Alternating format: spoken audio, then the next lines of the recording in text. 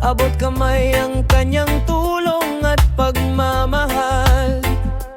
Di siya naupo para sa kapangyarihan, kundi para maglingkod sa bayan. Sa init man o sa ulan, nandiyan siya para sa mamamayan. Walang pinipili, lahat ay pantay, mayaman man o kapos sa buhay.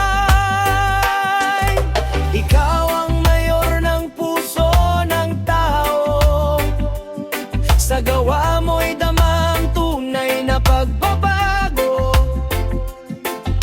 Hindi pabaya sa mga nasasakupan, sa Basilisay, ikaw ang sandigan.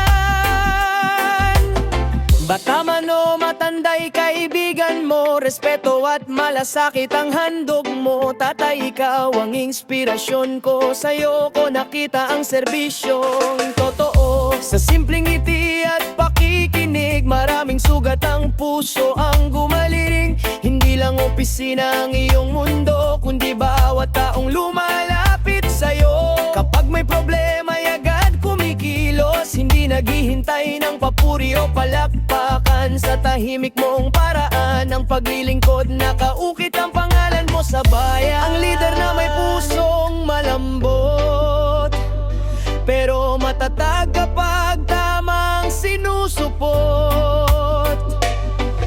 Sa bawat hakbang ng iyong landas, dala mo ang dangal at malasat na wagas.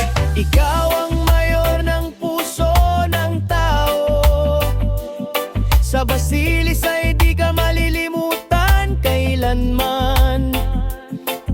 Sa bawat aral at bawat sakripisyo, tatay, ikaw ang aking ehemplo.